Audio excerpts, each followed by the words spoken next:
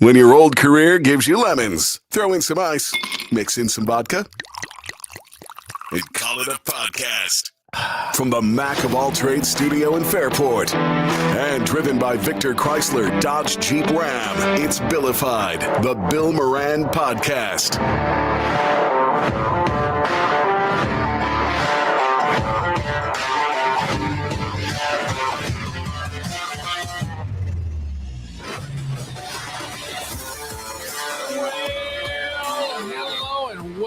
Thanks for getting your pot on. Thank you for telling a friend. That's how we spread the word about the pirate ship. Danny's in here after a bit of a stressful week. I've missed you people. You missed me too? Yeah. I'm all stressed out. I don't know what I did to my nose. It's about that time of year where something appears on your face, isn't it? I don't know. Is it? Well, did you have what was the lip thing? What was the lip? Didn't we interview your lip? He gave us the weather. It was like, it's 4 degrees outside. Kind of like about now. What was the lip? Yeah, you cut yourself shaving in the shower. Yes. And then it became a thing. It had its own moon. Yes. That and Kevin was breaking your stones about that. Yeah. It looked like a herpesaurus. Yeah, but it wasn't. Now you look like Rudolph, man. A month late. I don't know what I did, and then of course I had to mess with it, which only made it worse. Right? So yeah. Yeah, that's all. That always happens. Try Neosporin. There's something that I just go, fuck it. Yeah. Yeah, I had a zit on my nose too last week. Just go. I don't understand. I don't know what's happening. I don't know. Yesterday was the coldest day. I don't remember schools being closed for cold. Oh, I do. Okay, good. It only happened a couple times because they don't want the kids at the bus stop to freeze when there's a wind chill. This is true, and the wind chill was awful. So because my hometown was right off the lake.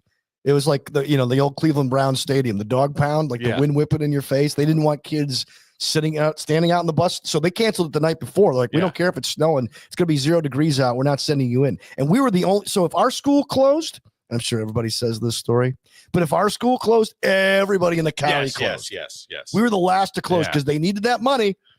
Yeah. Even the superintendent wouldn't even drive. He's like, screw it.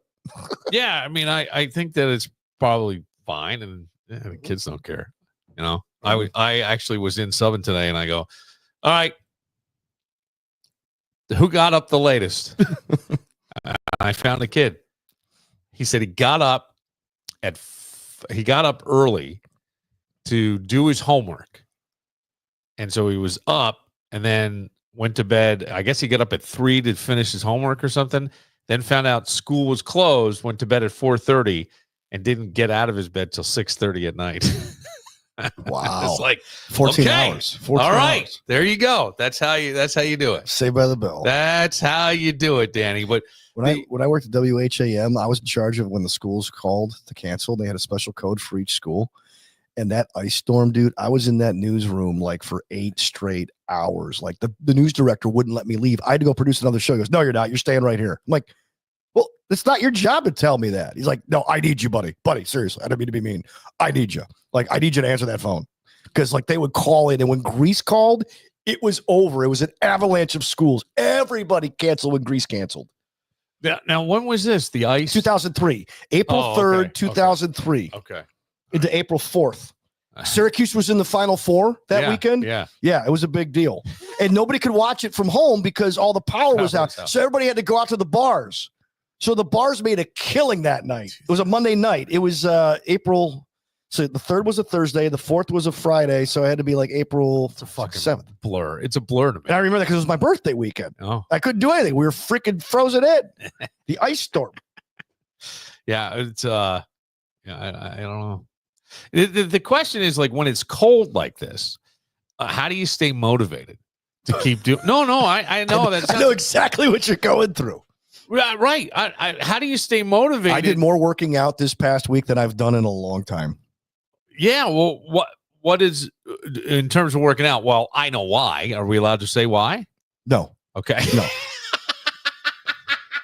No. I know. That's why I asked. But you had time on your hands. Yes. Yeah. A lot of time on I know. Hands. So that's what I'm saying. So you did. And I work. By the way, I was working but too. But that's good use of time. Yeah. No, I know. My jobs are all work from home jobs. Yeah. I have like 4 jobs. 2 of them are working from home. And so I got my regular job. Then I write for the Times. Yes. Right. And so you don't want to just sit there and be lazy. So I'm like, okay, well, let's use all the Christmas gifts my wife got me to work out and utilize that. And man, like I really put it on. Did you? Yeah. You sure? Then I went in the sauna. Okay. My wife got me a sauna a couple years ago. And then I'm like, I'm going to be Mr. Tough Guy. I'm going to go outside. Yes. In the 4-degree weather with shorts, soaked with shorts and a t-shirt. And I went out there. How long did it last? For about 4.5 minutes. 4.5 minutes. I walked out. So my apartment house, so the garbage is down like about 100 yards down. And then the mail's another 100 yards down. So I'm like, I'll get rid of the garbage and I'll go get the mail. Okay. I only went to the garbage and I turned back. It was that cold? Yeah, it was that cold.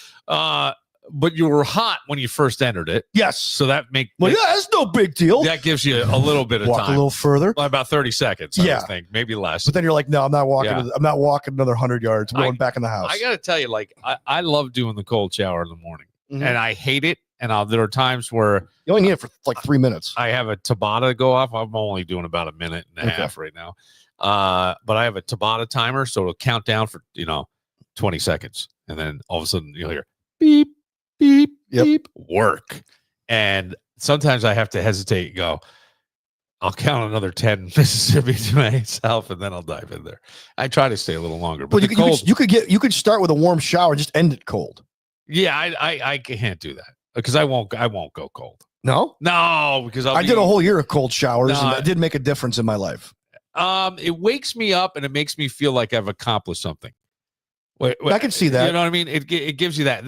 That's the thing. Like, after doing the pod with Legret, who is super competitive and wants to know. Oh yeah, I got that impression from him. Did you watch that, dude? I thought he was going to take the Lakers job next. JJ Redick screws up. Kevin Legret's in there. He is. Yeah, but everything I said was true. Like I went to Fisher. I got there the August after he had graduated in May, and I knew who he was, or I knew about him. I had heard. Well, all the McQuaid kids still talk about him to this day too. No, I don't know. He gave a great commercial for McQuaid and Fisher. Yes, he did. Yes, he did. McQuaid mostly. Yeah, McQuade more. You want to learn how to write? Yes. Well, that's true. They'll teach you how to do it. The nuns will slap your wrists. No, he didn't slap any wrists. Do they have nuns there? No, I didn't think so. No. Are nuns even a thing anymore? That's another thing. Yeah, I believe so. Okay, I believe there are, but okay. I don't know. But I would say, like, the one thing in there is getting up and just doing it, because then all of a sudden when you're in the midst of it, you feel good. Like, yeah, I'm doing it. Yeah. You're building momentum is what you're doing. Yeah. And I think even like trying to take a little priority at the end of a day and go, what are the toughest things I'm going to have to do tomorrow? Or what did I put off today that I should do? And that's hard.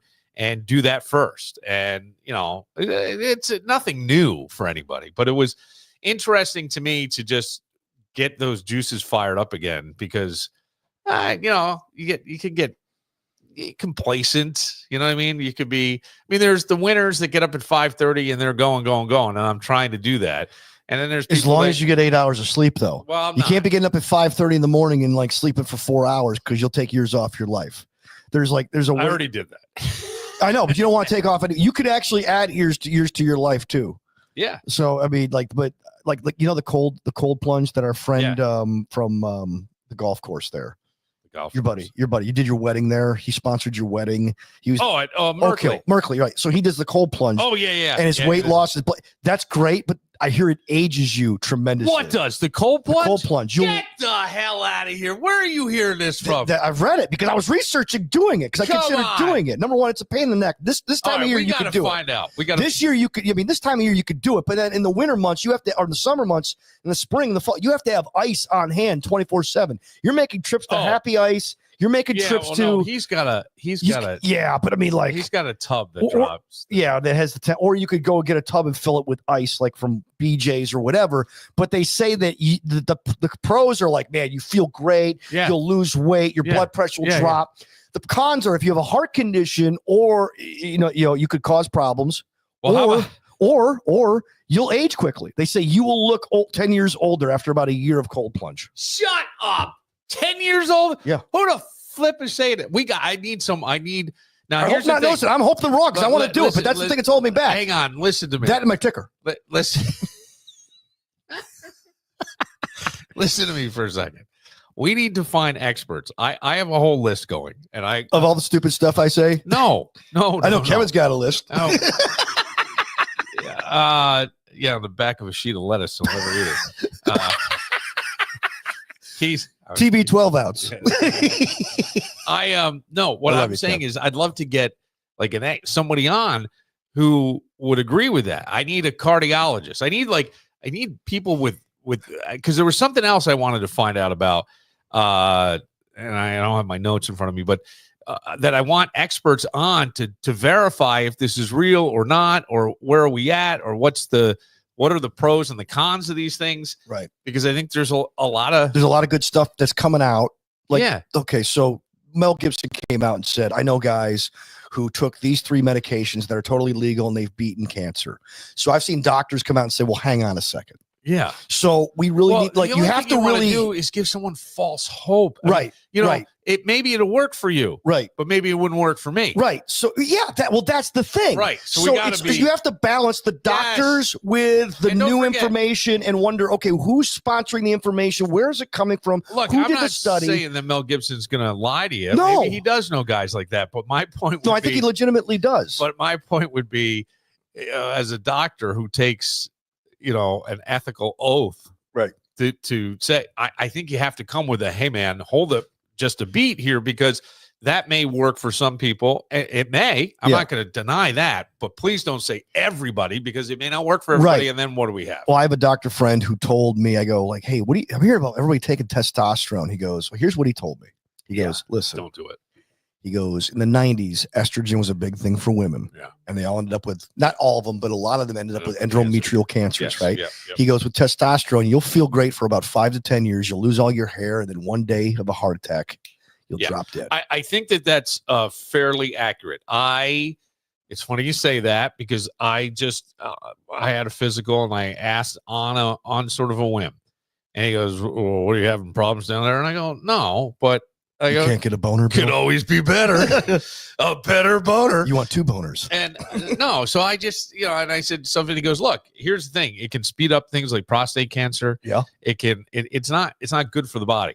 Can you eat different foods? That'll help. Yeah. Eggs. Exercise. Yes. That will help. Bench press. Yeah. I mean, all these things will help you. And it is about living better, right? We're living longer. We're living better. The information's out there. You can experiment with yourself. Yeah. You know what I mean? Look, Danny did. So I did. Look at me. Look, no, I don't. By the way, my acupuncturist who we're going to have on at some point, she goes, I don't know what you're taking, man, but you look great. Everything's checking out, because where they put the needles, they can tell like how healthy you are. Oh, in your kidneys and your organs, all that stuff. Yeah. She's like, oh yeah. She's, I could line up 100 people and tell them when I put the needles in what issues they may have. I can't tell them this legally or ethically, but I can say, hey, you may want to have your kidney looked at. Really? Hey, you may want to have your liver looked at. Yeah. I had a friend who had colon cancer. Her acupuncturist about 20 years ago said, hey, you may want to have a colonoscopy. She goes, why? He goes, I can't tell you why. You just may want to have a colonoscopy, and found out she had colon cancer. She beat it? Yeah, she beat it. Yeah. Based on where he put the needle and the reaction on the skin. Right. Well, see, here's the thing that I'm starting to think.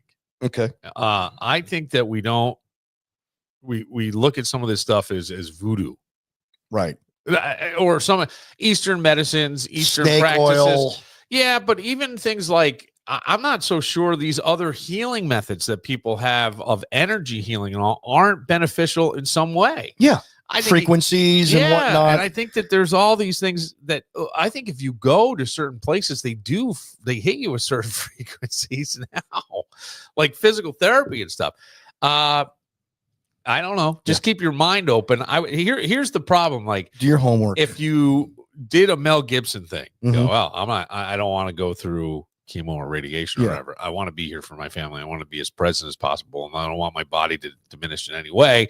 So I'm going to try this, and it doesn't work. And then you go to the man, and the man goes, "Oh, we're too late. Yeah, we're too far gone." You know what I mean? And that's well, I know that's the thing. That I know a woman whose mother did the same thing.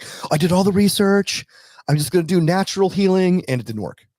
It didn't work. Yeah, after all the research, maybe sometimes a little bit of both can work. Like my father had cancer. Yeah, he went to the oncologist, and then my older sister, who was an immunologist and studied cancer and immunology, microbiology, actually was like so frustrated with cancer therapy that she found an alternative medicine people to try to help him. We don't know if it will work because he wouldn't do it. Oh, okay. Yeah. Like she tried. I mean, she spent hundreds of dollars on stuff. Nope. Yeah. No, Danny boy, he pulled up the Bible. When it's time, it's time. Like, well, you could delay that, Yeah, there's a lot of people who, I don't believe that whole, hey, when your number's called, your number's called. I understand the concept of it. Yeah. Yeah, that number is depending on how you treat yourself, how you take care of yourself. It is interesting to think that, because there are many people that will even say that you and the benevolent ones have made a contract and there's an exit time. And I don't know exactly when it is, but there is a determined exit time. And some people can get within 2 years to say to you, your exit's sometime between 2025 and 2027. You know what I mean? Okay. I wouldn't want to know that myself, but that is sort of what, maybe you do want to know it. I don't know. Would it make you live better? We always say live like you were dying. That goes for about a fucking week. And then everybody's back to being the same old shit, the same old grind and all that stuff. I don't know anybody who's actually flipped the switch and started living.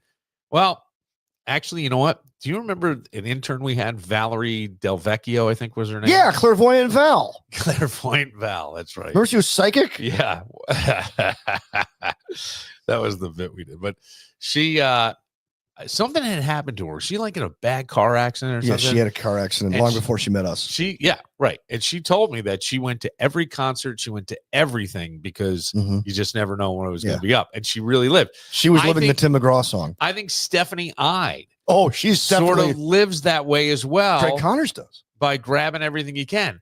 Right. But if you don't have the means to do those things, it makes it harder. That's the other part. But you got to go find the things that bring you some joy. Yeah, absolutely. Yeah. Absolutely. I completely agree with that. And I think you got to squeeze them. Like the first words that come out of my mouth when I wake up every morning is, God, thank you. Well, I'm here, I'm saved, I'm safe, I'm alive. I have a roof over my head. I'm warm, and you didn't call my number last night. Yeah. And so. Bing! God, Danny, leave him there. Yeah. I guess when your number's up, but the, I don't know what to think of all that stuff. I say this: if you knew you had 2 years left, I don't know that you would live it as fully as you think you would, because I think at some points you would get really sad. I think so. Yeah. And I think more sad that you're leaving and not knowing what's going to happen to the people that you love, especially if you have kids or a significant other. What's going to happen to them? I'm not here. You'll go you go through the stages of grief, back and forth, right? And anger, denial, bargaining, acceptance. That may be the worst 2 years of your life. It could. I don't know. It could. You know what I mean? If you're really up in your head, you're fucked up. They told my father he had about a year. He got 3 years out of it. And he did the best he could. And we knew he was in a good mood when he was yelling at everybody. He's feeling good. Yep. He's back to cleaning the house and yelling at everybody. Yeah. But that was Dad. He had to have a routine and everything. And that's how he lived his life. Yeah. But once he started really slow, like time eventually. Look at Marv Levy, for example. The guy's 99. He's walking with a walker now. Now he's taking care of himself, but he's at the point where even life is like, okay, you're old now. You can't do what you can work as hard as you want.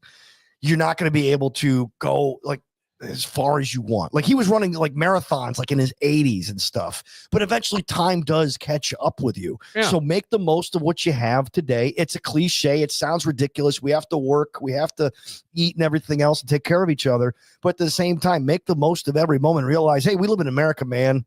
It ain't that bad. Yeah. Even on our worst days, it ain't that bad, man. No, I don't think on our worst. I agree with you. What are you? Let's just go back to motivation. We'll take the motivated. the death part out of it. Yeah. There are people who will tell you I'm motivated by fear. Greg Connors has said I fear. I fear of that. Legret, fear. Right. He said fear of someone taking what's mine or whatever. Mm-hmm. And I'm like, I don't know if that's a healthy way to go or not. I just know a lot of people do.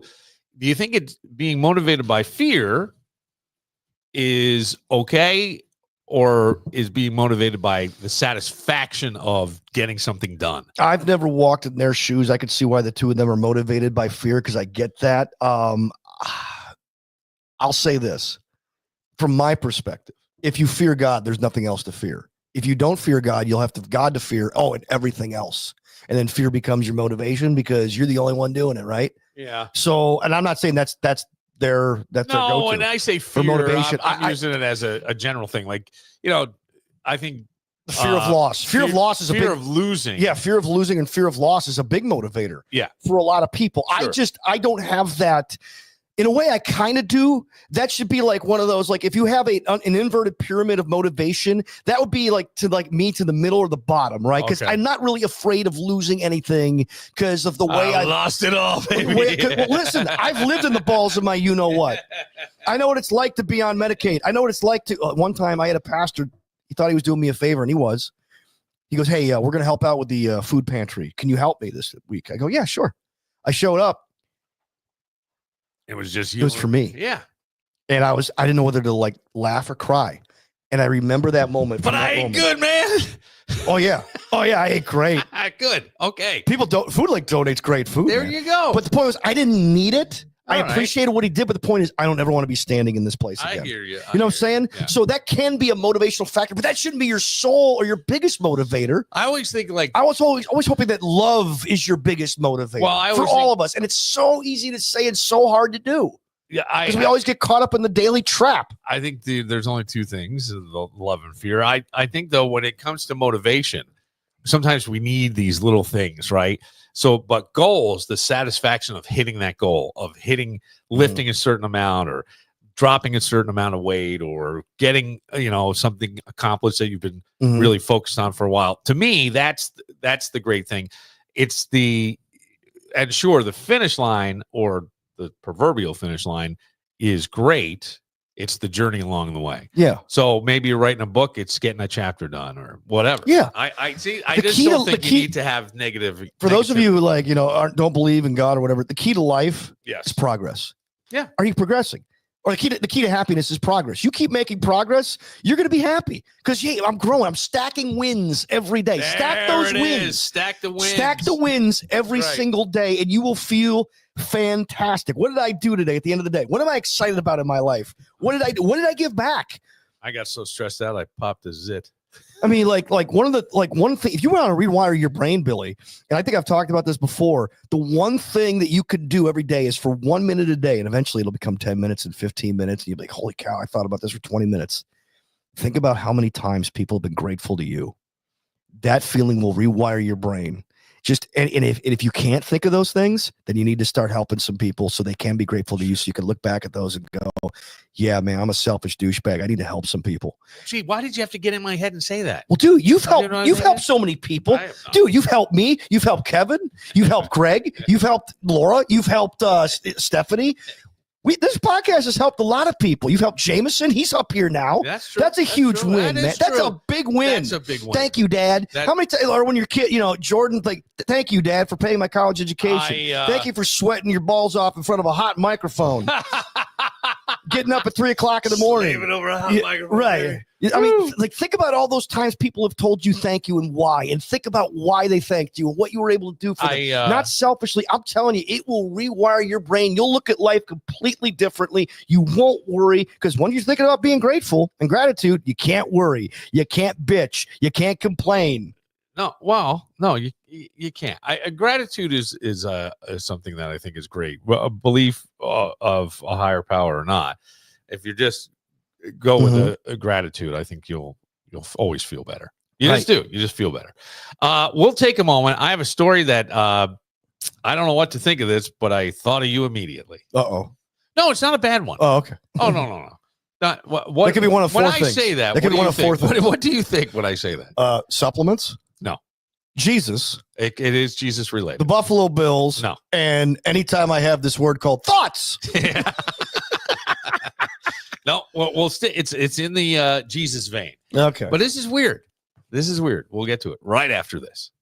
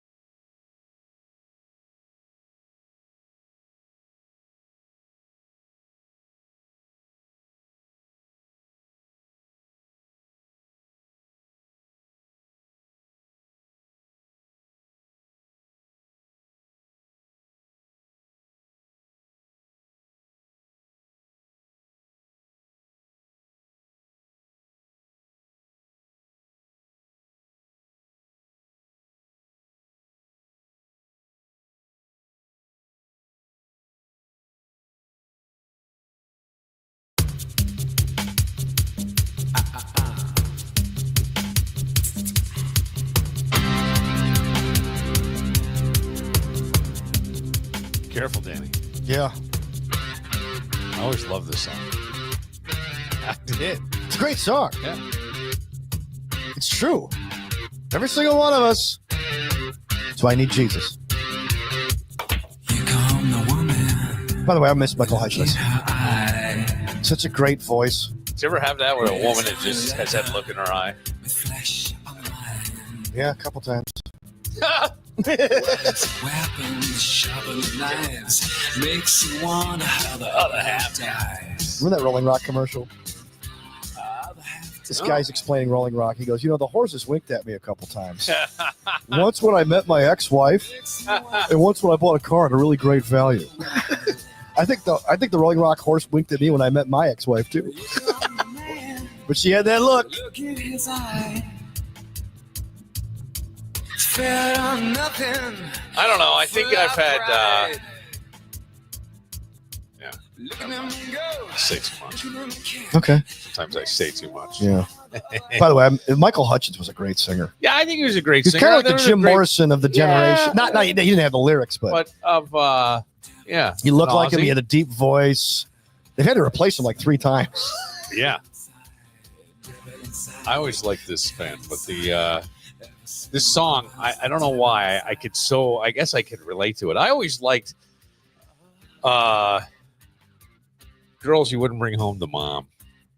Like not for long term. Yeah. But I always knew there was some fun. Yeah. Just playmates. Just some fun along the way. Playtime. Yeah, And then if you could find a mixture of it. But there was even those girls, The they weren't. unicorn. Well, a little bit. You know what I'm saying? A little bit. But even those girls wouldn't be they would go, and you'd be surprised. Whoa. And then, but they wouldn't, there'd be just a little more that the others would be a little edgier. My Christianity will not allow me to go. I don't know what you're saying. I don't know. I play that song, Danny, because I stumbled upon a story Yeah. out of Texas. Texas. Yes. Where the devil showed up literally on Oh. someone's doorstep. This is not a made up story. The man. actual devil. The actual devil showed up on the doorstep. Well, this footage looks like something straight out of a horror film. Yeah. Straight out of a The horror devil went film. down the doorstep. He was looking for a stolen steel. He went to Racing Randy's house. Couldn't find a deal. We should call Randy. Buddy, we haven't talked in a while. What, Yeah. You forget about me? Yeah. This man rang a family's doorbell holding a sign with a specific verse from the Bible. Matt Howerton just spoke with investigators about the warning to neighbors in Carrollton. He stood there with almost a similar mask to the one Michael Hutchins wears. Is it Hutchinson or Hudson? Michael Hutchins. Hutchins, yeah. Wears in the video, Devil Inside. He has it on the back of his head. He's got that over his head. And he's holding a cardboard sign that says Revelations 20, Okay. 1-15.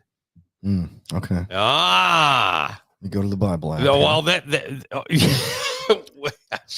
wait, that was wrong. Let me take that back. There's a Bible app? Oh, there's like a ton of them. Oh, I didn't know there was a Bible. Oh, sure, that makes sense. Revelations 20. You want the King James or the...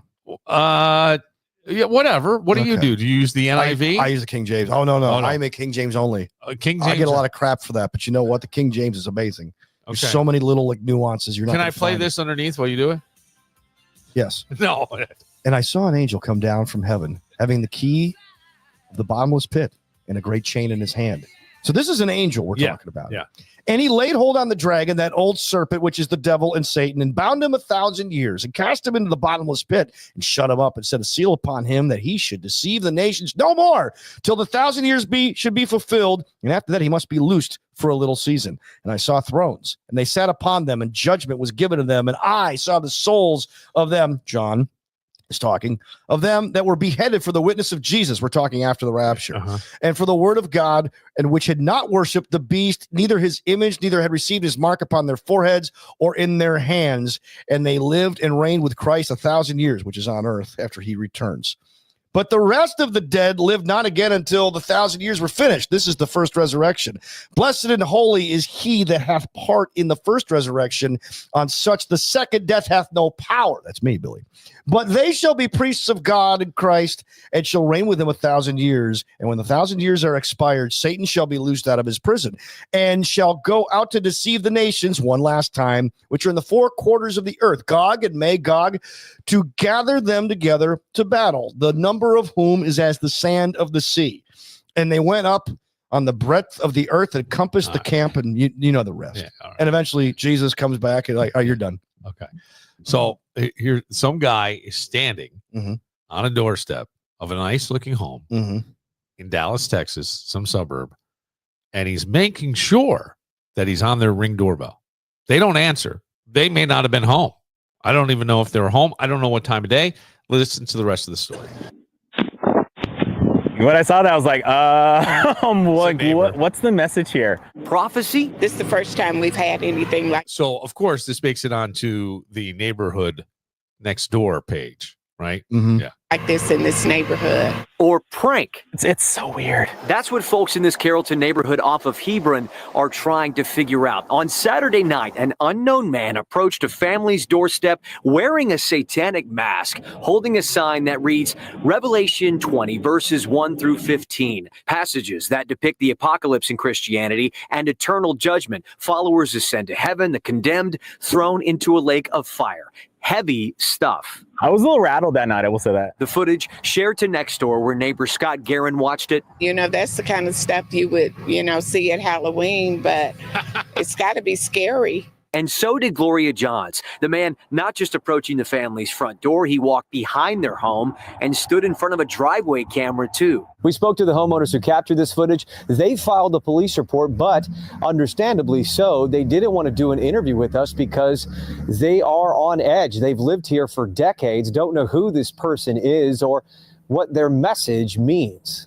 Carrollton police telling me they're not aware so far of this person being on anyone else's doorbell cameras, and that this person hasn't committed a crime. For them to be considered trespassing, they have to bypass a barrier like a fence, ignore verbal warnings, or stay on the property after being told to leave. Nonetheless, they're monitoring the situation to ensure public safety. A spokesperson saying, we encourage residents to remain vigilant and report any suspicious activity to police. We do mostly know each other, and they're all very nice, so yeah.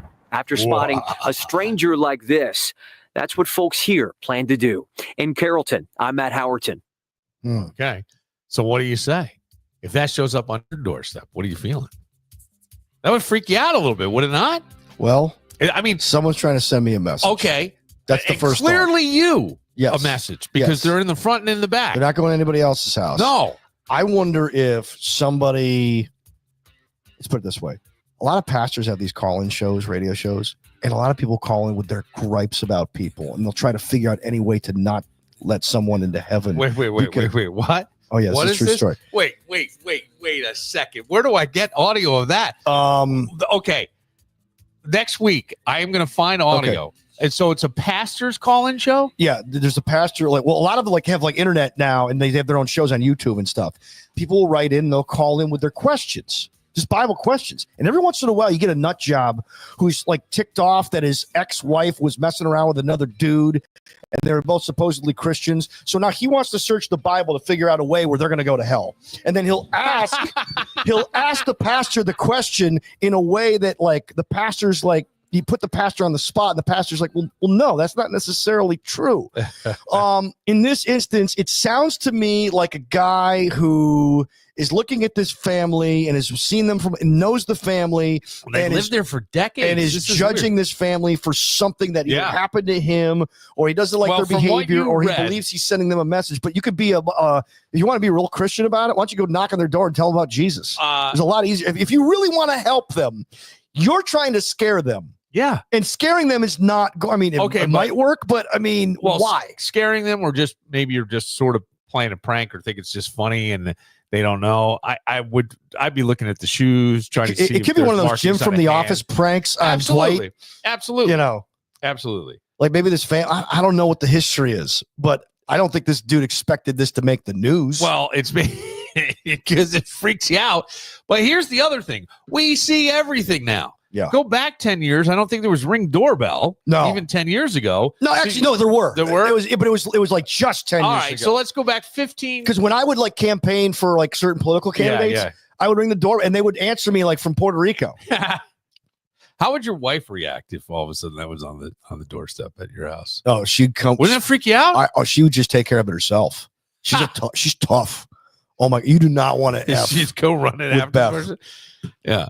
Do you, because I think I would be freaked out. To be honest, it would be a little freaky. Yeah, and it would make me. It's unsettling. Anytime you see somebody in a mask, it's always unsettling. It is, and then you wonder too. After the passage you read, Mhm. is it somebody that didn't vote Trump or did vote Trump, and they're trying to send this? You know what I'm saying? Like, could it be that a political of something? I don't know.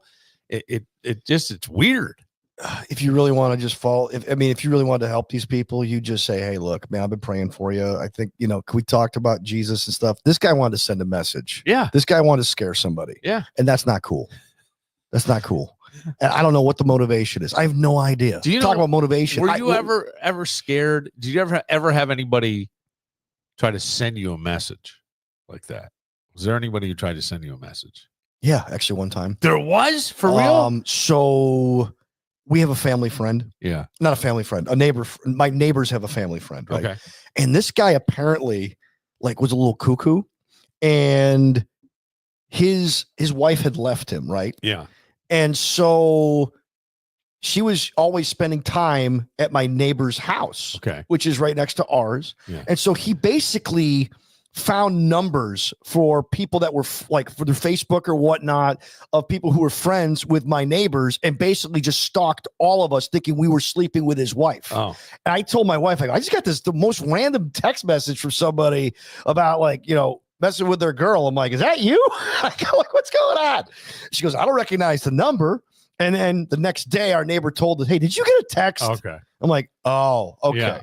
I don't know that I was ever targeted with someone sending me a message. I'm sure there was something along the way. Yeah, this guy texted everybody who was friends Yeah. with this woman on Facebook, thinking that they were sleeping with his girl. A mass text. I don't know how they got our numbers. I can't remember a time where I was scared. Something like that. That would be unsettling. Oh, there was another time. I know the one, and even that didn't freak me out, but somebody stole a bike in a neighborhood and dumped it off in my yard, and my kids found it, and I'm like, don't touch it. Mm-hmm. So, because I called the cop, I could tell right away it was a very expensive road bike, and it was hot.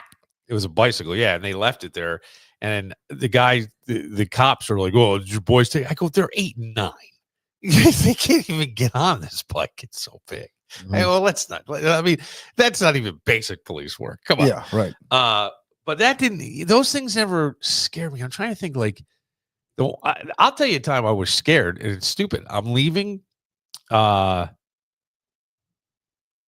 I started in radio, so I'm about 19 years old, and it was Halloween, and they were having a big party at a club, and this was a rock station, but at a club called, I think it was called Let's Dance. I think that's the name of the club. It was down in Poughkeepsie in the center of the city, sort of.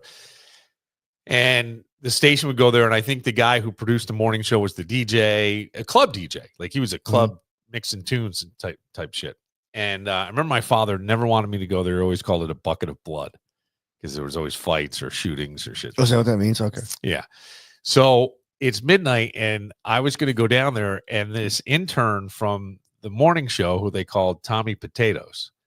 And the reason they did was because the morning host would go, hey, Tommy, can you get me my breakfast? So they would bring it in, whatever, from whoever would drop it off. And he goes, Tommy, where are my potatoes? And then he just became Tommy Potatoes. And so that became his nickname. And he was this kid from the Bronx. He had long hair, and he wore this is the early 90s. So he's got the dingo boots with no traction on them all. Okay. And we're in basically a renovated house, and we're in the back of it is where the FM station was. Mm-hmm. So we're in the back there, and It was so simple back then. yeah, but there was security cameras around the building. Oh, you need that. And I could see the front door, and I thought I saw something in the parking lot, like going back and forth. And I'm like, and whatever it was, there, I think we all have an intuitiveness about us. You can sort of tell when something's up, right? You just can. Like, I knew this was, you know what I mean? Like, I had this feeling, and so I left, and then all of a sudden the roof collapsed. You know what I mean? That kind of thing. Yeah. So I'm like, something's off. So Tommy and I leave. Tommy Potatoes and I, we're walking out, and I'm like, man, something's weird. And I kept looking at the cameras, like back in the studio. It was deeper in this house, so the camera was up front. I go, man, and we're parked. We can see our cars. You know, all the lights are lit in the parking lot, well lit, and we're walking out, and all of a sudden, here comes this screaming voice, and running, and there was a listener and his fat cousin who used to call me, and then they would come. Like, I did such dumb stuff, like dumb stuff. I had parties at the station. Like, no, in the middle of the night. I believe it. Like, I had to midnight to 6, so people would just show up. Bring a case. No, they would just show up and hang out. Yeah. Yeah. I mean, all random people. Some nights there was just 1 or 2. Some nights there was like 15, 20. The golden age. It was just, we're all hanging out, right? Yeah. Sometimes they put them on the radio with me. Sometimes they didn't, you know. And he called himself Psycho. And he walked with a limp, and he was a short guy. And probably about my age, but he walked with a limp, and he always wanted Iron Maiden. And he would always say, he had a crazy voice. I bet I have him on tape somewhere. I got to go back through those tapes.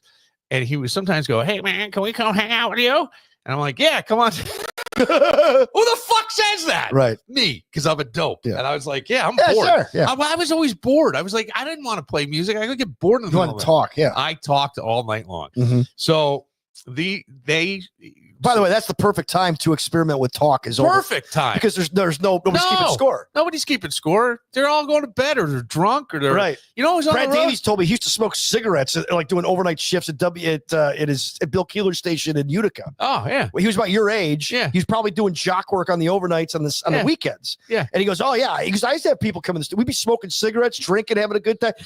Classic rock 106.5. I used to just I didn't drink on there, but I did let strangers in. But Psycho would come down with his cousin. So now Psycho, and all of a sudden I hear laughter. And it was always, there's always a stereotype. And I have to say this. It's usually people, poor people or rich people have this, right? Where one partner is good looking and doesn't fit the other. In the poorer people, it's sometimes the guy doesn't fit the chick. In other words, she's fat and kind of out of shape and a little tattered, and he's sort of pulled together and thin. Okay. Not necessarily pulled, but when you get older on the rich side, it's usually the guy that's fat and out of shape, and she's a smoke show. Yeah. And that they're together. It's a weird They thing. call them rhinos. Yes, it's a weird thing. But so Psycho, his cousin and her boyfriend are laughing from the corner, but Tommy Potatoes fucking flipped. Like, he grabbed me. He was like, ah! And he starts to run, and his dingoes had no traction. He went up. All I remember was seeing the bottom of his boots as he landed on his. He was doing the Josh Allen. I just saw him go. All I saw was bottom of boots as I turned. I go, fuck. So then I'm like, I didn't know what to do because this thing's running at me. So I sort of froze there. I was getting ready to punch something. I didn't know. And then all of a sudden I hear the laughter, and it was Psycho and his friend. That was probably the most scared I've been. But it was building up all night because I could sort of feel it, you know. And it was Halloween, and I'm not a big Halloween person. Yeah. So if this guy showed up on it would disturb me, but I wouldn't. I would probably give it a half-hour thought and move on, which would be the worst when you're married and have a family. Oh yeah. Yeah. Because I would go, no big deal, nothing happened. And it's just some fucking dick, and I don't care. And it would be all that other people are thinking about. And especially if you have kids. and they see it on Yeah. the Ring doorbell. Oh gosh. Yeah. I mean, that's cheap. I don't really appreciate or condone somebody dressing up in a devil outfit or a satanic outfit, whatever the outfit was, and going to somebody's house and holding that sign Just up. a mask. Like, what do you like? Because I've always said this. It's like, if you really want to, like, tell people about Jesus, show them that you're a follower of Jesus. And one of my biggest regrets in life is that I didn't always do that. In fact, I didn't mostly do that. Yeah, like they called me Christian Dan, and Sunday through Thursday I was great. Friday and Saturday I was a complete douchebag. All right. And so say like no, but my point is like be like Jesus. Okay. Don't sit there and like hold up signs. He got pissed. What? He got pissed? Yeah, once. More than once. No, a couple times. Yeah, a few times. Yeah, actually, yeah, quite a bit. Actually, I'm reading in Matthew right now. Yeah. Yes, you are. He got upset. It was righteous anger. Yeah. I never got mad at anybody. I just did stupid stuff. I got mad at people, but I never let them know. Well, you mean like, stupid stuff like drinking and like being carousing, being a kid. We call it in America being a kid. Being a ladies' man, ladies' dad, ladies' dad. Hey, man, what's wrong with that? Tommy used to tell you, "No, he ain't no Christian." All right, but that's the point, though. But you would eat that shit up, and it would fuck with your head, and that's why I'm saying it does. None of it matters. Mm-hmm. Just do good. If that's how you feel about back then, which brings me back to motivated to do better. It's back then. It's back then, but it's not now. And now you can go do those things that you want if it's going to make you feel better. Yeah. And to get you motivated. Jones barbecue foot massage. Jones barbecue and foot massage. Better come down here. Get some of this shit. You like to eat. America loves to eat. So why not open up somewhere America can sit down, enjoy a meal, and get their feet rubbed? We'll fry anything you want for $5.99. As long as it's friable or edible, we're going to make it deliciousable. We will fry parts of the chicken you didn't even know was friable. The beef, the feathers, we'll fry candy bars. All that European stuff that you don't really normally eat, we'll bring it down here and fry it for you. Ask McDonald's to fry something other than what they normally fry. Guess what you're going to get? Nothing. If it fit through the dough, I'll put it in the fryer. Hell, this is dinosaur. All our meats are gently tenderized to their optimum deliciousness. We got fine dinosaur meat. Took my money, paid me paper child support. Come on down here and get you a slice. Me. Once they get your social security number, it's over. Motivated. So friends, let's just decide you don't want no barbecue. Well, that's fine too. Why not let one of my foot specialists or myself perform our magic? Look at that. Don't that look wonderful? If you really pay me enough, we'll massage your feet in any of these sauces also. Success is the rule down here, Jones. Good ass barbecue and foot massage. So go ahead and give me a call or find us on the worldwide internets at the new website. That's JONES big ass truck rental and storage.com/ Jones, good ass barbecue and foot massage.html. Excuse me, did you call number 52? Did you hear me call number 52? I forgot about the foot rub part. Yeah, the whole foot rub. I wonder if they're still open. Is that in Georgia? Do you remember? Yeah. Did we talk to them? I think we did. Well, they put a phone number up there. Yeah. Would you like to take a break and try to call them? Yeah. Try to call them? We got the number. We got Peter coming up. We got Peter coming up at 7:15. Okay. Yeah. All right. I have to send Peter the link. We'll talk Buffalo Bills. We'll get the thoughts. We'll get to all that right after this.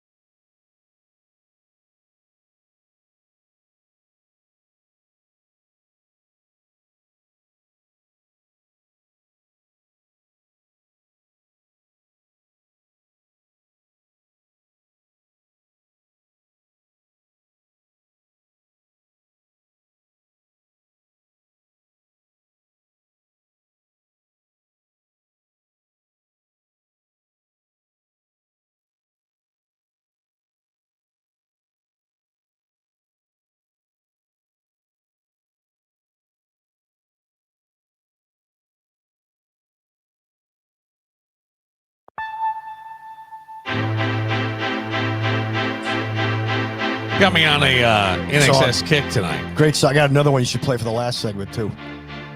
Such a great song. You know who does this? M80s. Do they really? Yeah, they're playing at Del Lago coming up. Well. Yeah. They might be playing again at sooner at Iron Smoke. That's like their home base. Yeah. Great Americans. They are. They're a great band.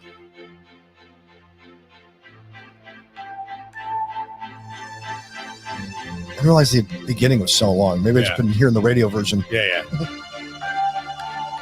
I may go buy this on vinyl. Don't ask me. I always love when they bring like orchestral instruments and stuff. Ask me.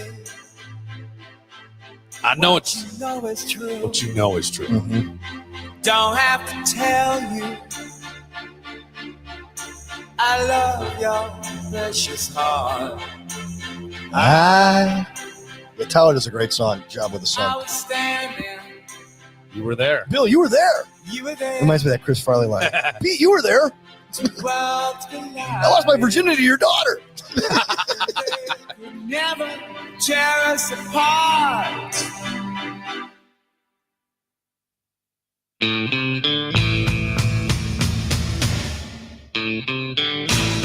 It's got to be like 87. We can live. I think so, yeah. For 1,000 years. Oh, Jesus. If I hurt you, I make wine from your tears. I told you. Wow. I don't know. NXS, U2, it always like went to see Rattle and Hum when it came out, and then what the hell is the album that I Rattle and Hum was the album. Rattle and Hum was the album, but it came out after Joshua Tree. Joshua Tree, and I went to the theater to see Rattle and Hum, but Joshua Tree was like, to me, it was everyone's favorite U2 Well, album. it was just my favorite because it hit me in that time of life. I remember going down to Wilbur Flats. Mm-hmm. My friend, his girlfriend would pop the back of her Subaru. We were drinking. You know, we were drinking. I talk to people and I go, Wilbur Flats was there. I've been drinking since I was as old as Jameson. Apropos, isn't it? I don't know if it is. I think it's terrible. No. When I look at it now, I go, I wonder what kind of real damage I did along the way. Because there was, all through college, everywhere, and then I probably had a dry spell for a while. Well, maybe a minute. I remember one time you had a sober period of like 90 days. Yeah. I'm only drinking club sodas. I did. You did really well though. I did. And so Tommy stopped drinking at that period too. We had like a dry show. Yes, for a while. And then it's like Brown Barn. It's summertime. I'm gonna have a cocktail. Check this out. I'm going to call Jones Big Ass Barbecue and Foot Massage number that was on there. Come on over here, get some of this. Oh, the wireless customer you are calling is not available. Yeah. Please try again later. Yeah. That's too bad. Well, sometimes people change numbers, right? And then they hand out that number. Mm-hmm. So there was a story we had the other night about somebody sending out a family group text. An uncle had changed their number, but nobody knew it. And somebody starts yelling. So somebody starts responding, and they're saying it was a joke, but the person ended up getting arrested because it was for a 9-month-old christening, and the person goes, "Hey, how much for the baby? Nice white babies go for a lot of money." And then he goes, and then the guy either called or somehow contacted the family. He goes, "Listen, we harvest babies' organs, and I'll start the bidding at 500,000." The guy's going, he's trying to say it was a joke. However, he had been arrested for a road rage incident recently where he pulled a gun and shot a trucker. So who the fuck knows? So who the fuck knows? When my niece was born, we had a cousin who changed her number. We didn't know this. So the text thread comes through. "Oh, congratulations. Hey, stop texting me. I'll call the cops." And it's like, holy cow. Like, really? Someone announced that they had a birth of a child and you're going to be an a-hole? Wow. I almost wanted to call the guy up and literally just ream him. I know. You can't let it bother you. But like somebody's clearly mentally disturbed. I know, but you can't let it get to you. I know. But at the time, I'm like, are you kidding me? No, I let a lot of things bother me. Yeah, back I know. then. We should. But I don't understand why now. I'm just like, well, there's a lot of shit that's just like, I don't give a fuck. Yeah. I don't care. It has no Go on, effect Phil on Collins. I don't care anymore. I don't care anymore. It's not even that I don't necessarily care anymore. Like I see people. It just doesn't bother you. Getting all upset. Things. What? Oh, no, keep going. I got a thought, but go ahead. Go with your thought. You're popping out of your skin. Things don't bother you as much anymore. No, but I see things like I see people getting very upset on either side of the aisle with President Trump. Right. Some people in support, shut up, blah, blah, blah. Oh, gosh. Dan Lebatard did a whole thing just about Elon's like little gesture at the inauguration. He's like, bro, get a life, man. Well, you're a Cuban communist. Shut up. But even there, I can't get upset because I just go, all right, there are things that happen, but go ahead. I see your thought. Last week, the Bills beat the Ravens. Yeah. The week leading up to it, some writer had once again, and he's done this before, ripped on the Bills Mafia and said Buffalo is a city of losers, right? So what does, of course, Buffalo do? They rush up to the water tower with a paint can and a paintbrush and defend the honor of Buffalo to the point where actual radio hosts got involved and started reading, quote, receipts on what happened before leading up to the game. And Sean McDermott was asked about it, and he defended the city of Buffalo. I'm like, why? For what? Why? Because this guy insulted Buffalo. I'm like, are you that I wrote a column about it for the Times of Wayne County. Are you that pathetic I know he has to the fan but base. The fact that somebody had to ask the stupid question, or the fact that another radio guy had to make it a topic or multiple topics, are you losers? Because that is the very definition. Responding to a loser just makes you another loser. All right, but hang on a second, though. We worked in that medium. We did. Yeah. And so you're always looking for something that's going to rile the base, get people interactive. Yeah, but are you that lazy that's what you're going to do? I don't know. If somebody went up and did, what did they do? You called Buffalo. By the way, this is not the first time this writer has called Buffalo a city of losers. Oh. But this became like a week-long thing. Yeah. Now we're going to read receipts. Okay, so if the Bills had lost, are you not going to read those receipts anymore because our honor wasn't defended because the Bills lost the game? How pathetic are you? Oh, how effing pathetic it's all are you? Fandom and it's all entertainment. But that's my point, though. It's a joke. Why are you getting worked up over what somebody says about your beloved city? Well, is it true? Of course not. Because you can. I mean, so that's how good it is. That's how good we've got it. We have it so good that we get worked up. Yeah, we get worked up. That's what I always say. We have the luxury of getting pissed off over nothing. Truly believe that we have it so good in this country, and we need conflict. We need the drama. It's a human thing. We need it. Yeah. And if we don't have it, sucks the life out of us. Sure, it does. But if we don't have it, we'll create it. So we create the war on drugs. We create this thing, or the politics, the this, the that, the back and forth. Mm-hmm. I mean, you got it. Like it's and the people at the top of the food chain sit there and eat and laugh. And go, they're playing right into our hands. Maybe look, don't give them the satisfaction. Some people are very concerned about what could happen with President Trump. I say let's sit back and see. But people are, what happened to my America? I go, okay, I get it. It went back to the other people's America. Well, that's what happened. But it didn't go back. It's not your turn. What they're saying, is the quality of the person, right? The guy who had the university that failed and seemed to rip people off, the guy that evaded taxes, the guy that had sexual abuse charges, the guy that usually wasn't a candidate for president. Just saying. Yeah. I get it. The but difference is we know about Trump. Yeah. Yeah. Everybody else, Clinton was a douchebag. But Reagan was a douchebag. This is where Biden's a douchebag. Obama was a douchebag. Bush was a douchebage. Both of them. They were all douchebags. We just know about Trump. Trump wears it on his sleeve. He calls people's names. I'm a douchebag. I'm the best douchebag there is. So what? What are you going to do? America first? But I mean, you didn't have presidents like that made fun of disabled people. Yeah, they acted diplomatic. Okay. Do you understand what I'm saying? They put on a good face. I'm not saying that limits his ability to govern. That is not what I'm saying. I'm saying if you wonder why people get upset, this is part of the reason why. And you kind of have to look both ways, because I think if there was somebody on the other side that was doing something like, you'd be like, how the fuck do you support that guy? Mm-hmm. Okay, so, but I say whether you were in there or not, he's there. He's there. So let's try to make it the best. Right. Let's listen. Let's see. It could be great. Who knows? I didn't vote in the previous election. Yeah. But look, I wasn't a Joe Biden fan. I didn't care for either guy. Right. But I'm like, look, I live in America, and that's my president. I need to Yes. respect the office. Okay. Don't be a douchebag. I don't have to agree with anything he does. And he did a couple good things. But you know what? That's why we have elections.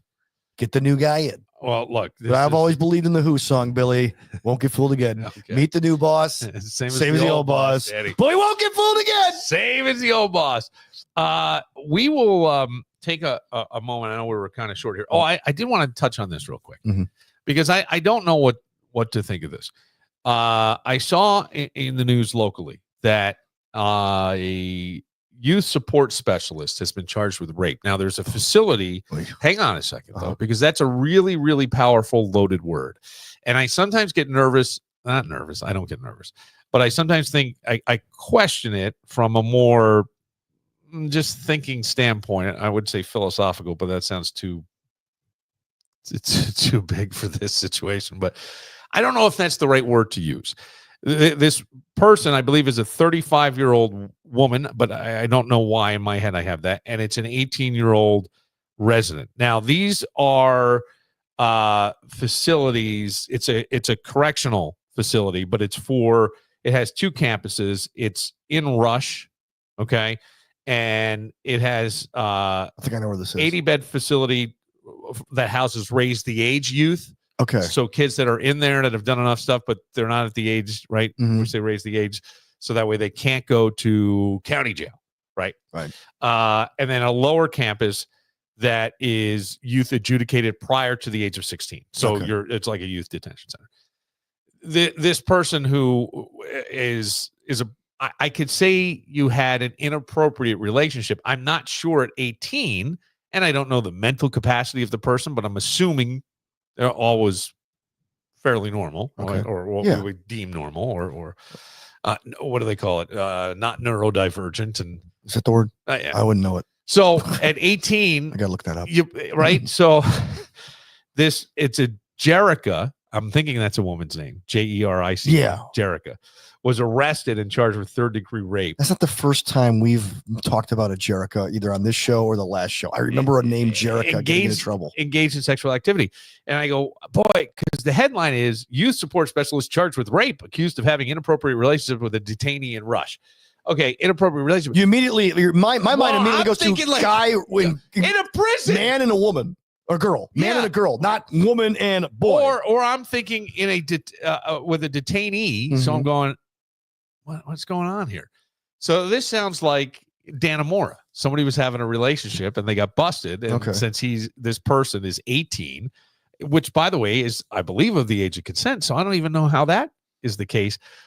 But I don't know unless all he's the legality. A ward of the state. Well, that was exactly what I was. That's the thing I'm wondering. Yeah, because if you're 18, you got to. I mean, it's very it's a very slippery slope. At 35, you walk into a detention center and go, God damn, I got to get me some of that. You know what I'm saying? Well, was that, how do you get did that happen in Oz, where the female prison guard was like sneaking drugs and like probably doing stuff with dudes? I didn't see that. I mean, because she wasn't good looking, but man, like when you're in prison, a lot of stuff looks better. Sure, of course, absolutely. And maybe that's the case. Maybe you're not getting anything on the outside. Yeah, maybe. But you're 35. Be an adult, man. 18. Well, I know I know a guy back home who was a corrections officer in a woman's prison, and he got in trouble because he was playing patty cake with the prisoners. That may be the safest relationship to be in. 35, getting what you want. Yeah. And you don't have to go home with anybody. You don't have to clean up after them. You're not picking up their socks off. It's like a free prostitute. Yeah, it's awesome. It's a perfect thing. It's perfect. All right, we'll take a quick break. Peter Montemerno is going to join us. Great American. And I hear he has some serious thoughts. Oh, yeah. On the Buffalo Bills. I do too. And I know. And I feel like they're way more negative than anything I was thinking. I was actually pleased with a couple of things that I saw in that game. Well, you guys had a hell of a show on Tuesday or Monday. Yeah. So we will get to all that and Peter right after this.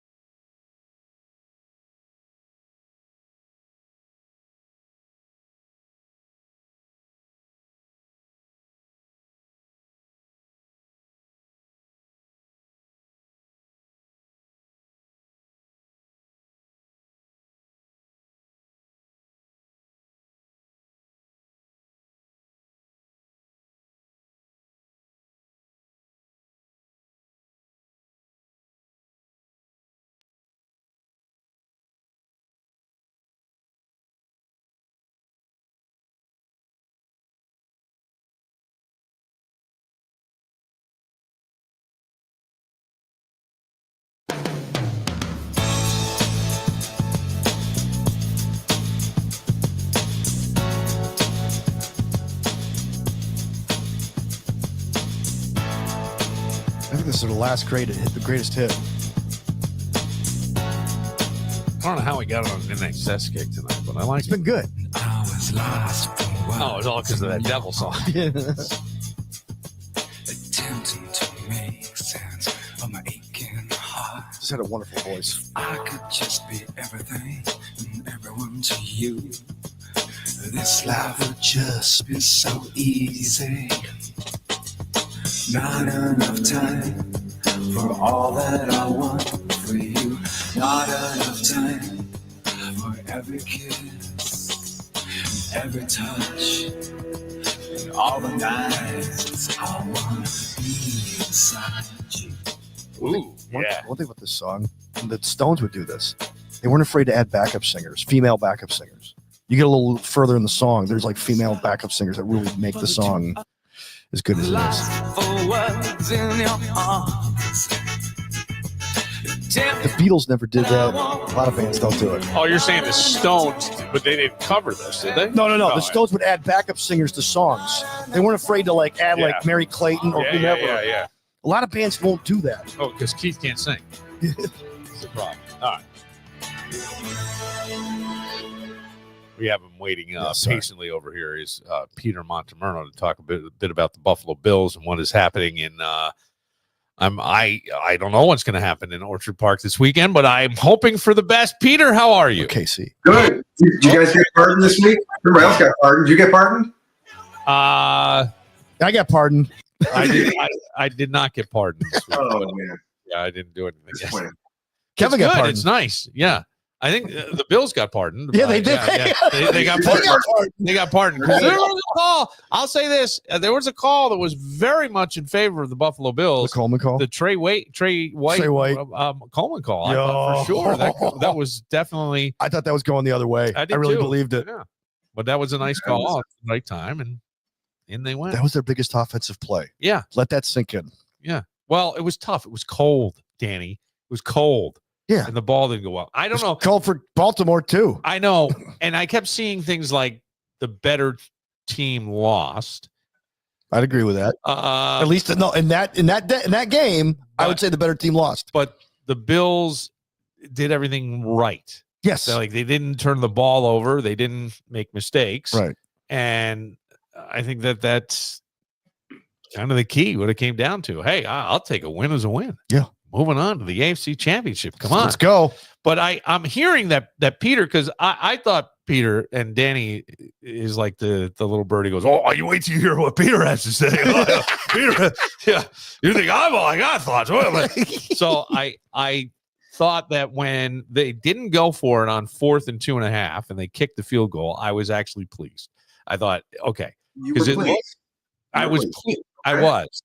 Because I thought I was worried watching that defense hold that it wasn't going to happen, and it was a little further back than we thought. And I thought at the time, now look, you're taking maybe a little bit of risk with Bass because it's not 50 yards out or more, so we know that it's a little closer. But I go, it seems like a more sure way to get points and be up 8 at that point in the game than which proved to be valuable. I think than going for it. So I was pleased with that, and I was pleased when Josh about to get sacked turns around and he looks like he's going to throw it backwards, and I went, thank God he didn't, and he didn't. And I went, could we be seeing maturity not just on the quarterback side, but even in the head coach to not make a rash decision? Now, even if you went for it, they still have to go 90 whatever yards down the field. Yes. So maybe going for it would have been the better thing, but you did get something out of it. To me, it's kind of a wash at that point because don't forget, did they get something out of it? Because the last play that wasn't executed properly, I don't know why in the world Lamar threw it as late as he did. Yeah, Cameron wasn't anywhere near Andrews. It was an easy flip of the wrist. 2-point conversion all day long. We're going overtime. And they put it on Mark Andrews. I know it hit his hands, but that was thrown behind him. He had to twist around to get it. Very, very hard catch for him. His momentum was going backwards. He had a twist. If Lamar threw it sooner, we might not be having this show today. or this You conversation. still had a minute 33 to go. Yeah, there was a minute 33 left to go. I think they would have driven down the field, but I don't want to take that chance. I mean, you talk about the Bills not making mistakes. You're talking about going down the field. They'd scored 6 points the entire second half. Now you're asking, like, at worst, maybe Tyler Bass can kick a field goal and win you the game. And the last time he was in a situation in a playoff game like that, he whiffed. So, I mean, you're happy that like Andrews dropped the ball. Yes. I was. Or else I was. We're going to overtime. Yeah, no, of course. You knew the game was over once that happened. You knew it was. But in hindsight, we're all geniuses, right? But at that fourth down call, to me, the third down call. Yes, thank you. I could be wrong. The third down call, Josh was in the gun, I think. Yeah. Yes, he was in the gun. It was after a timeout. Baltimore had called timeout, and Romo, who had a great game calling it, said, "Hey, you got two plays left to sneak it in from the one." Right. And the thing is, let's talk about the weather being the great neutralizer, which it was. Yeah. But I think Baltimore did a fine job throwing the ball 30, 40 yards down the field and having completions. And obviously Andrews had the fumble, but it was a big completion.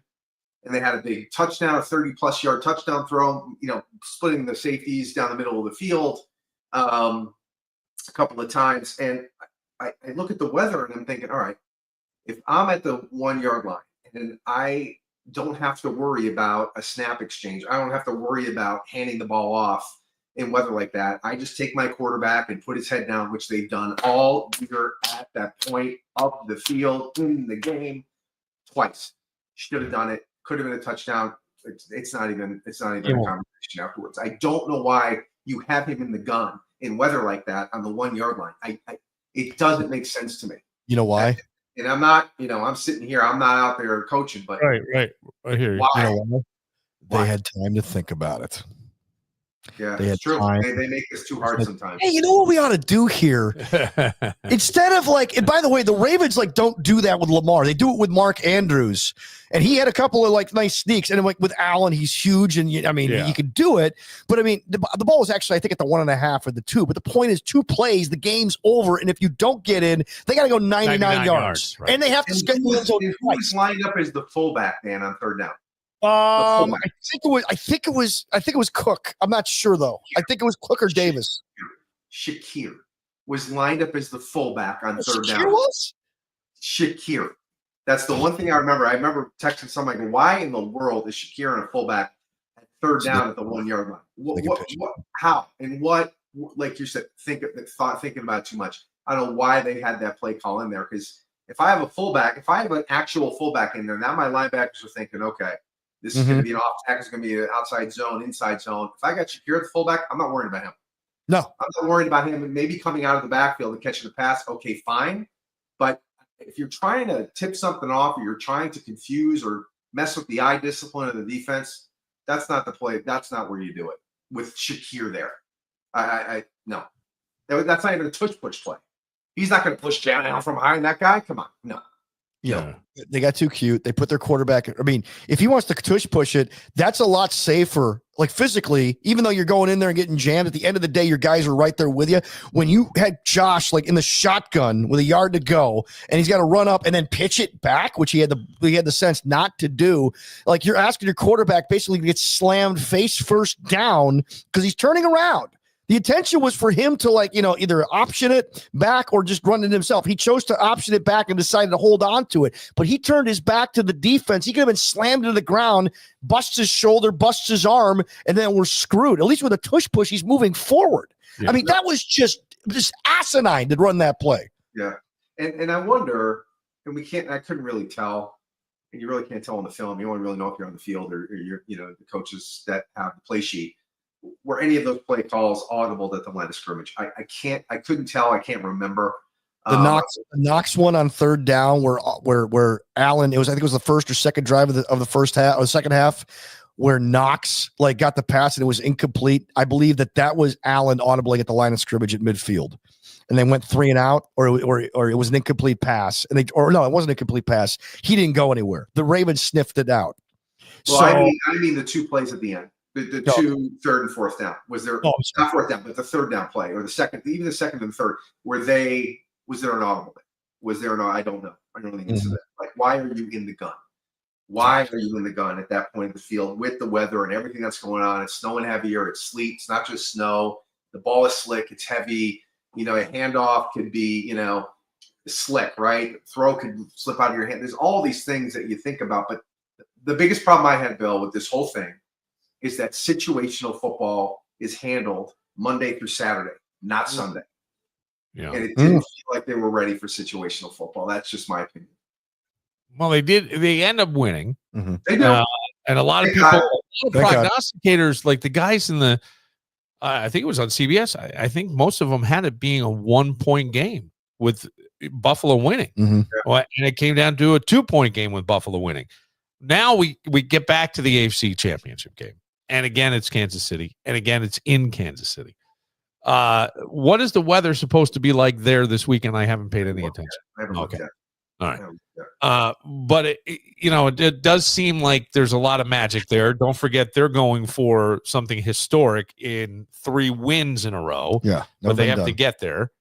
In order to do that. There hasn't been a team that's gone to the Super Bowl 3 straight years. Last team was the Bills, right?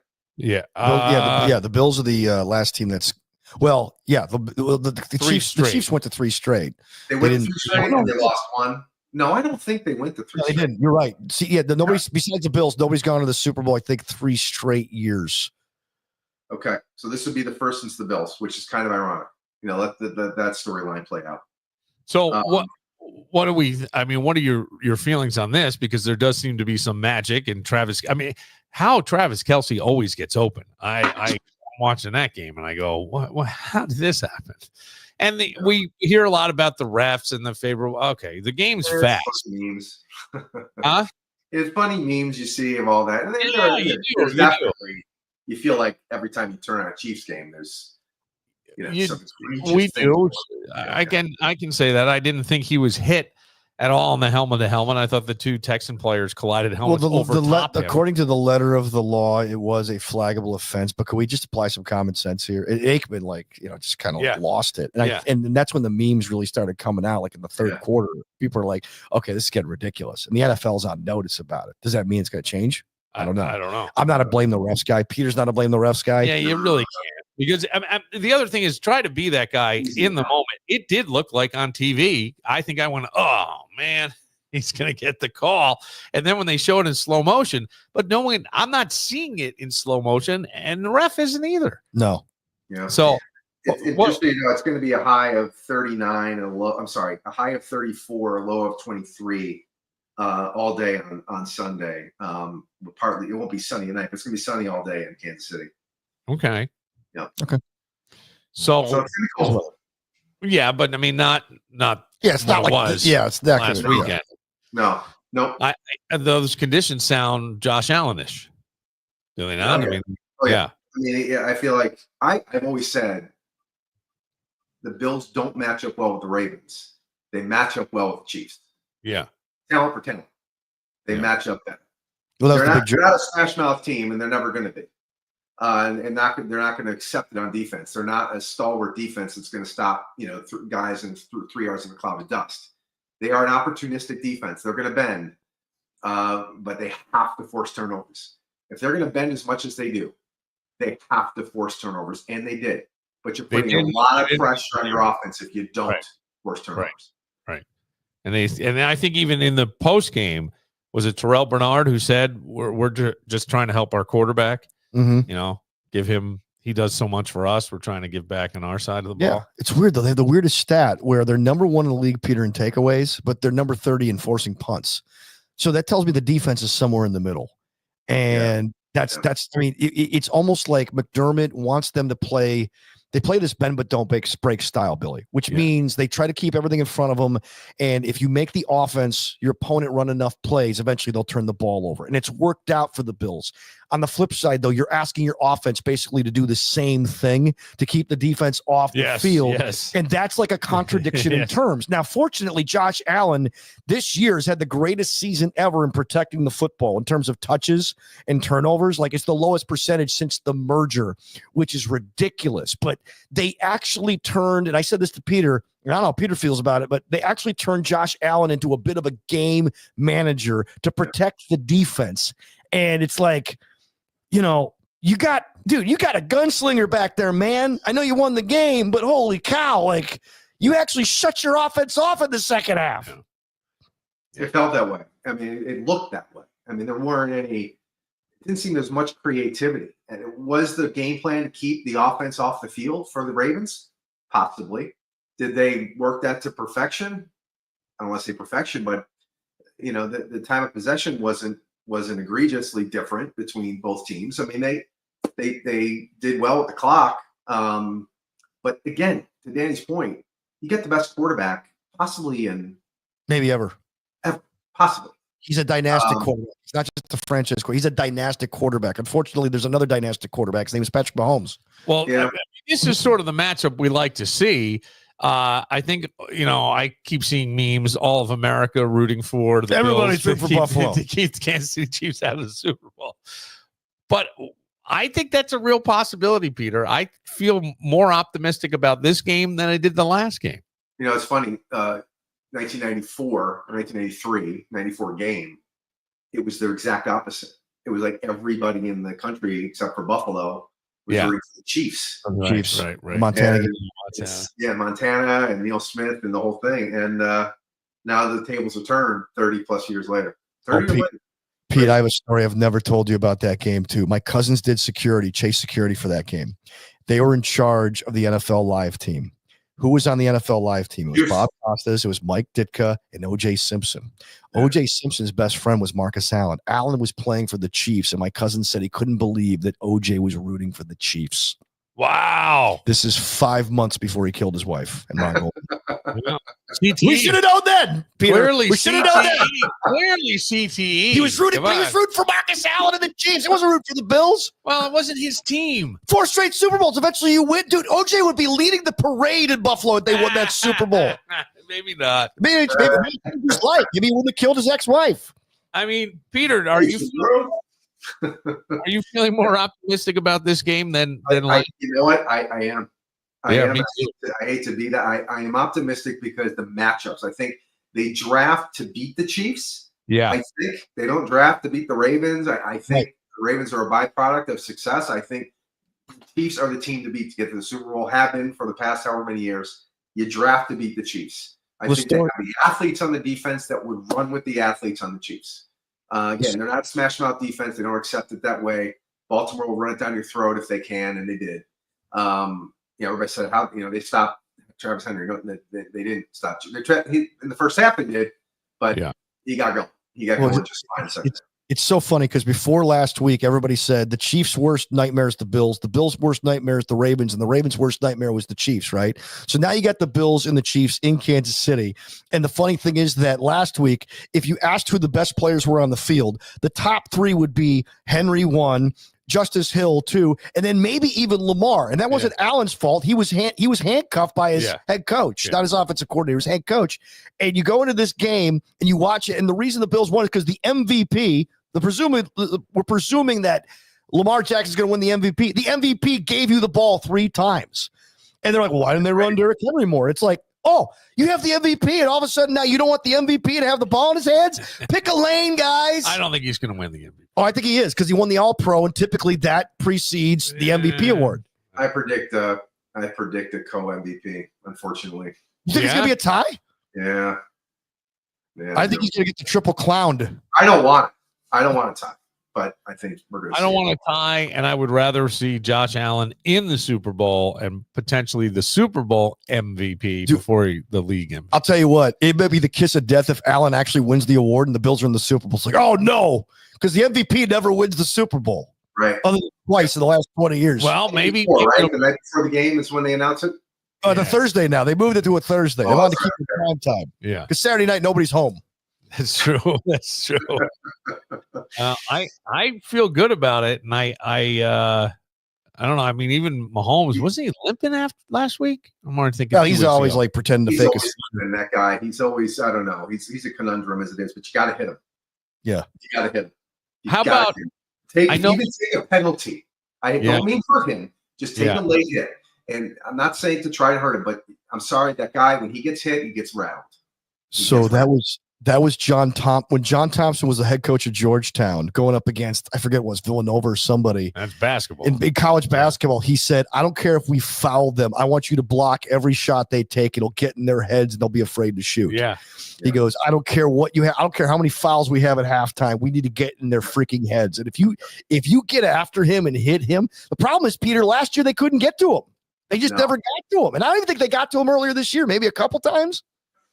And I'm saying even take the hit. Take the penalty. Hit him like, I'm not saying hit him on the side and throw him just in the pocket if you can. Keep him in the pocket, but that's another big thing. Von Miller can't do these little things he did in the game on Sunday. He's doing a spin move on the inside. He's got no help on the outside, and then all of a sudden you see Lamar run to the outside. He's got an open lane. He's got nothing to worry about in front of him. He's canvassing the field.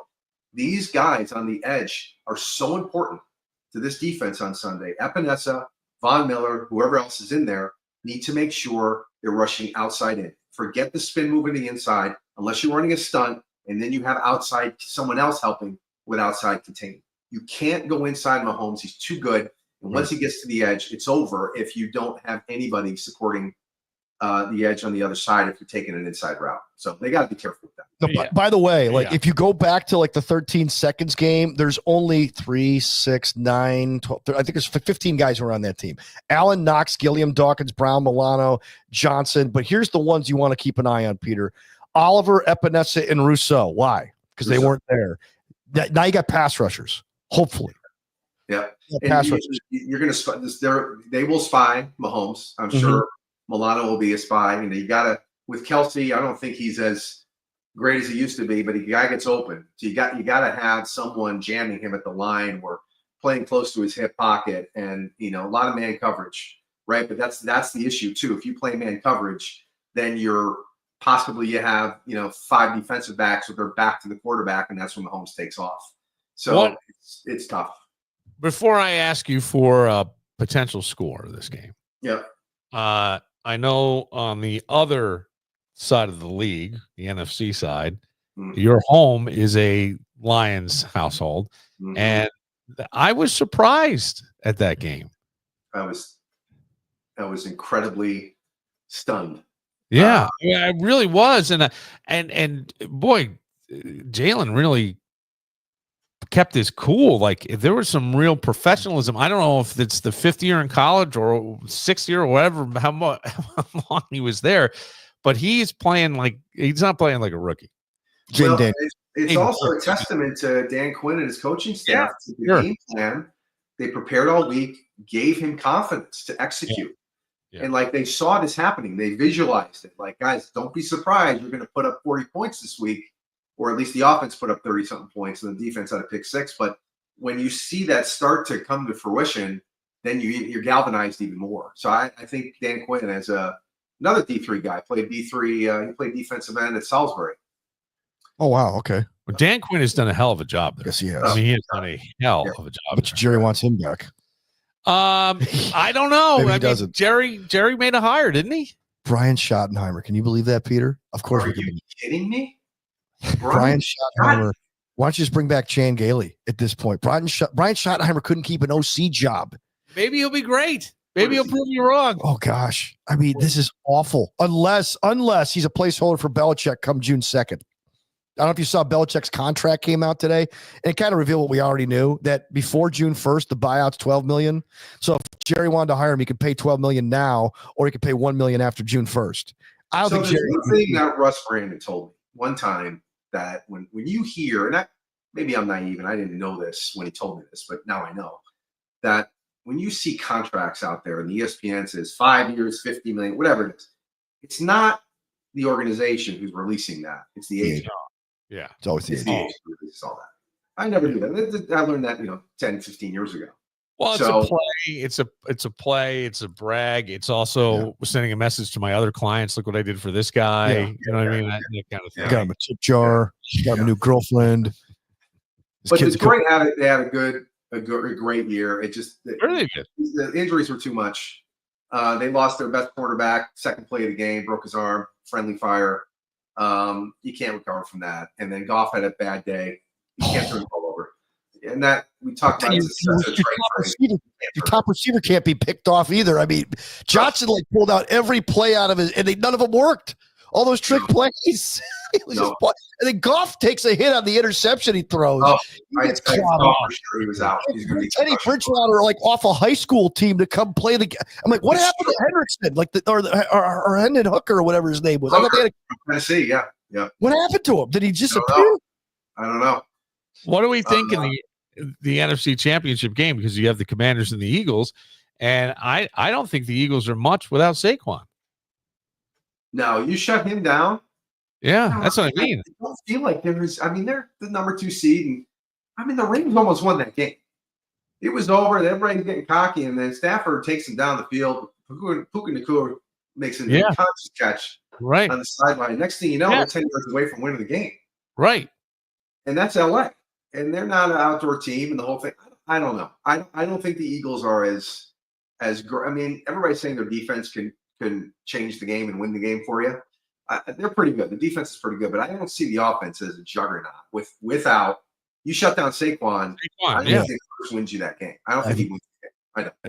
I think Quinn could do that. Dan Quinn could do that. So the Eagles remind me of the show The Office, right? You got a bunch of talented salespeople, but you got a dumbass at head coach or office manager, Michael Scott. Yeah. Sirianni is Michael Scott.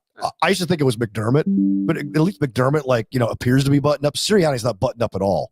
No. And I grew up in the same area as Sirianni. I know people who know him. He's basically like a Gronk who's a head coach. Another D3 guy, non-union guy. Yeah, he went to Mount Union. He's a dumbass. Well, he's yelling at fans. I mean, look, some of the Jalen, when your quarterback has to calm you down and be the voice of reason, that's a problem.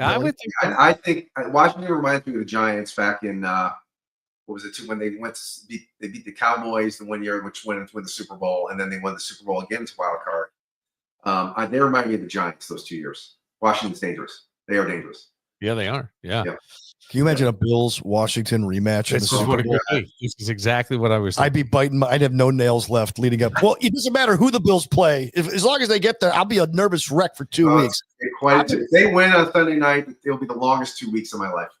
You're going, Peter. You're probably going to the game. No way. Too much money. Way too much money. Peter, too much money. You went to a Super Bowl with the Patriots. You're like, yeah, what? No big deal. Inflation, Danny. Inflation. It's been a long time since that. Oh, yeah. Bidenomics. Right. I'm sorry. Peter, what do you say as a score for Sunday AFC Championship game?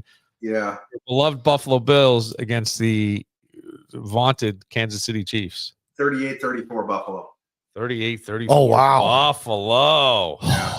I'm afraid to pick because every time come on. Every time I pick the Bills to win, they lose. Okay. So should I pick the Kansas City Chiefs to win? I don't know. I don't know how to go there. No.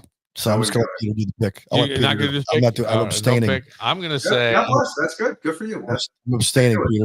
Do it. I like. I could see the Bills 42 and Kansas City 36. I want to see an old-fashioned AFC shootout in the championship game. This is what I think. Like a Kosar and Elway, or like when Mahomes and Burrow went back and forth a couple of years ago. Yeah. Just let these two, as a football fan, let them go. Man, I just want to see an old Western shootout. As a Bills fan, I don't care how they get it done. Yeah. You know what was on today? I couldn't watch it. Was the NFL Network had on the 13-second game. And when that happened, I can't watch it. It's like Super Bowl 25 to me. I can't watch that kickoff. I cannot look at it. It's hard. It still aggravates me. I thought Gabe Davis was going to be something after that game. The thing you have to remember about the 13 seconds game, Peter, is that the following week the Chiefs lost to the Bengals, and the following year the Bills lost to the Bengals in a earlier round. Yeah.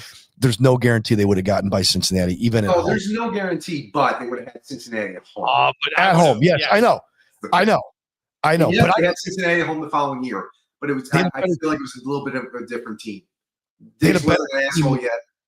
You know, there was everything was clicking on all cylinders with that offense at that time, and the defense was a little. They were playing hard. They were playing well, but we'll never know, right? Yeah. So I hope someone writes a book about 13 seconds one day. Just who? You could write a book about 13 seconds. You could with all the. Oh yeah, you could. Tyler Dunn could just write a book about. Well, 13 seconds. we need to know what was going on inside McDermott's head. But like now that they've reconciled, I don't know if you know this. Tyler Dunn is actually reconciled with McDermott. He wrote a nice little article about him a couple weeks ago. He's been let back in the Bills' good graces. I don't think he's going to play that card until years later. No. If the only way is he retracting?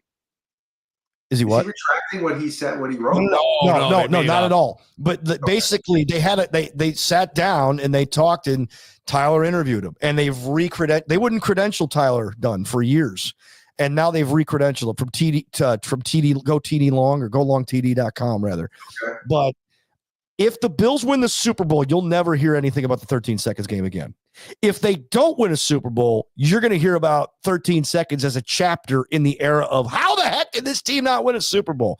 The thing is, though, that's what I worry about. I worry about Allen being the next Marino. That's no. You know, I worry about that, but that's not going to happen because Marino, like, here's the thing about Marino. Marino, like, got to like 2 championship games. Yeah, and he made nice isotoner money. He was fine. Don't worry about it. I think Marino's one of the more overrated quarterbacks, Peter. I really do. Wow, really? Oh, okay. I think the 2 greatest quarterbacks of all time. I can't count Unitas and Starr. I didn't see them. I've heard stories and watched video of like Staubach and Bradshaw. But at the end of the day, the 2 greatest quarterbacks have to be Tom Brady 1 and John Elway 2. And the reason I give Elway the benefit of the doubt is if you look at those Broncos teams before they won Super Bowls, he was carrying a piano up the side of a building by himself, right? You mean to tell me that if you took and swapped Joe Montana and John Elway, that the 49ers aren't just winning 4 Super Bowls, they're winning more? Elway carried that Denver team. Who's the second best player in those Denver teams, Peter? You can't even name him. He had no stars. It was literally him. I'm describing your 2024 Buffalo Bills. That's why Josh Allen is John Elway. That's fair. That's right. You know, it's funny, real quick on the Elway. It was on the other day. I love watching old games. I watch old games all the time. You realize just the way the game has changed in terms of clock management. You know how many time was on the clock in the drive? For 4 minutes. Yes.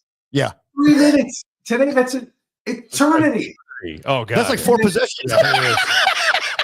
Crazy. And then I saw I often think about this. Not often, but I think, Danny, I've asked you. In Super Bowl 25, there was 8 seconds left on 3rd down. They didn't have timeouts.